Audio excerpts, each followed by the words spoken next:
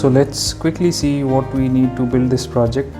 First of all, we need the ESP8266 Node MCU board, which will be actually working as a brain of this entire project.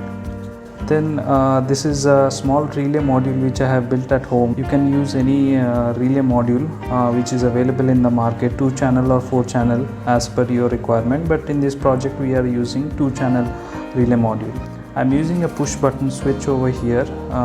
As you can see, this is a push button switch, but if you implement this project in real time, then you can use AC switches over there.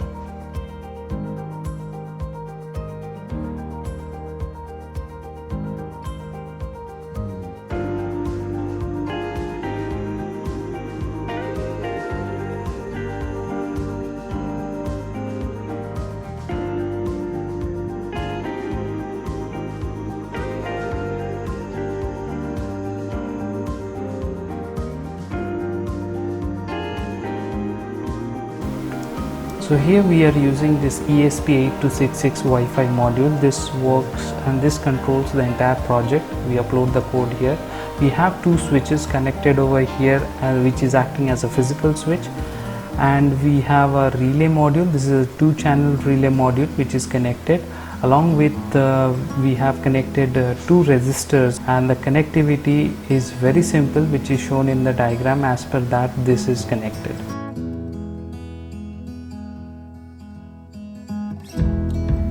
Hi guys, let's look at the code over here. We have put ESP32 and ESP8266, both the libraries headers are present over here, so you can use this code in both the development boards. You do not have to add anything specifically over here.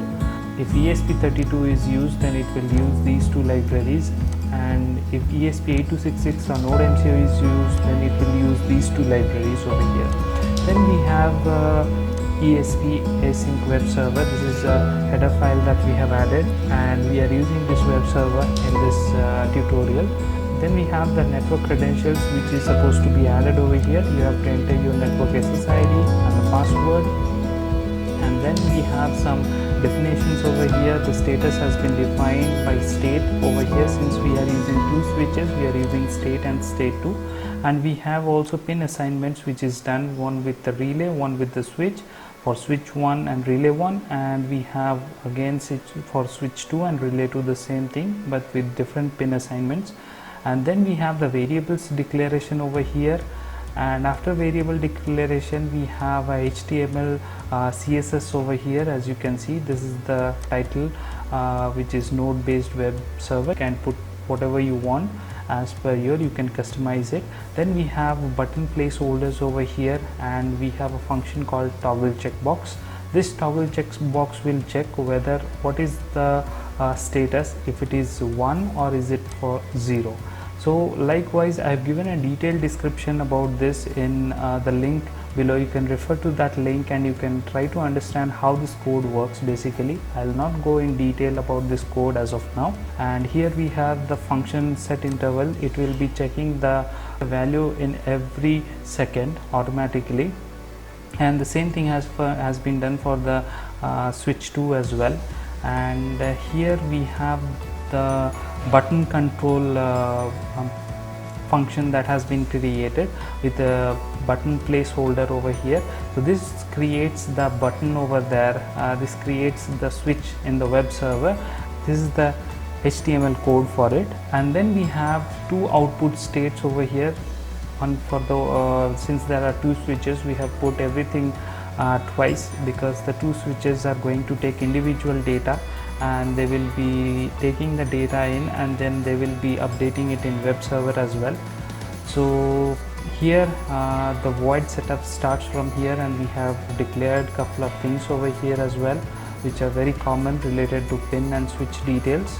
And then we have the Wi-Fi connectivity over here. If it is connected, then this line will show what is the local IP assigned.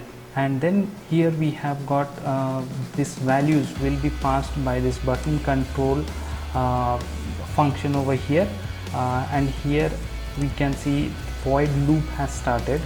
So here the loop function goes on continuously.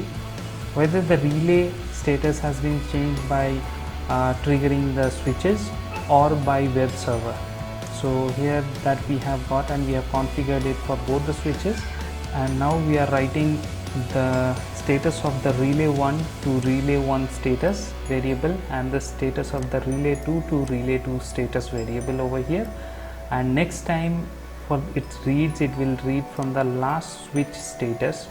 Okay, so similarly it is done for the second one. So this is how the code is. If you want in detail much more in depth, then you can refer to the link which I have given in the description box.